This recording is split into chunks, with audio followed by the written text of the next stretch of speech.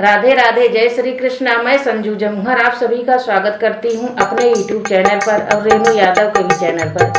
स्वागत करती हूँ। रेणु यादव है, तो हम दोनों बहनें जा रहे हैं आप सबको बेटी विवाह गीत सुनाने। रेणु यादव जा रही हैं सुनाने, तो सुनिएगा और बताइएगा कि यह बेटी विवाह गीत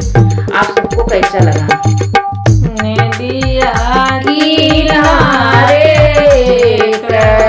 चंदन पेड़वा एक महुआ एक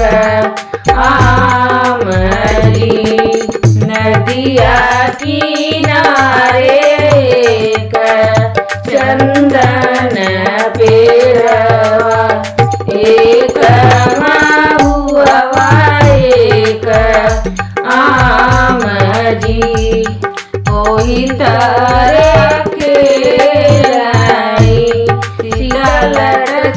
छितराई, रामा खेलाई बरसा झार जी, ओही तरह खेलाई सीता लट छितराई, रामा खेलाई बरसा झार जी, खेलत सीता घर वो सिधारी,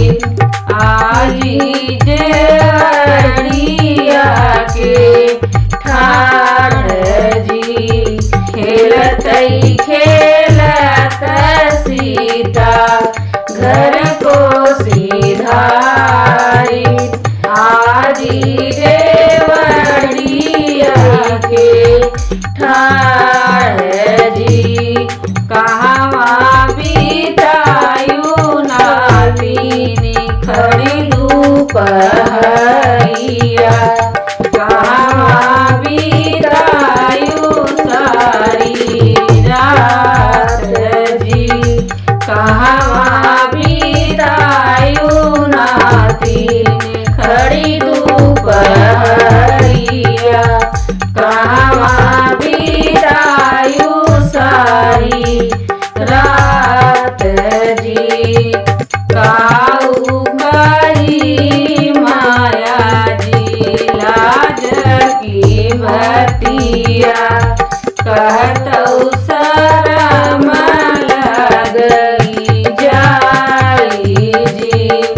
काऊ कही माया लाज की बतिया, कहतौ शरम लगी जाई जी, नाग्रह अयोध्या में कृष्ण कन्हैया, हमसे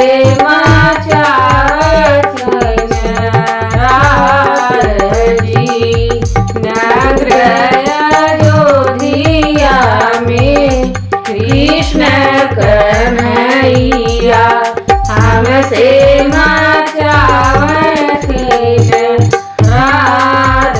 जी, इतनी वचन सब सुनैया जी, धाई सोनरवा लगे जाई जी, इतनी वचन सब सुनैया जी, झपटी सोनरवा लगे जाई जी, नाउ मन सोनारा करऊं रे सोनारा, धनुई दीन पीछवाई जी, नाउ मन सोनारा करऊं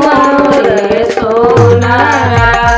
धनुई दीन पीछवाई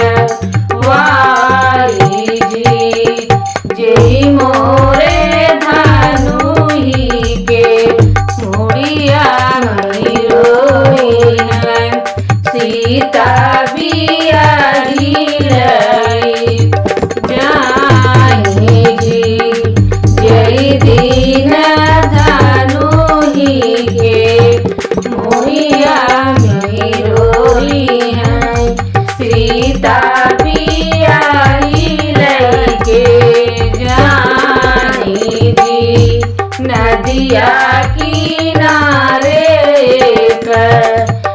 सुंदर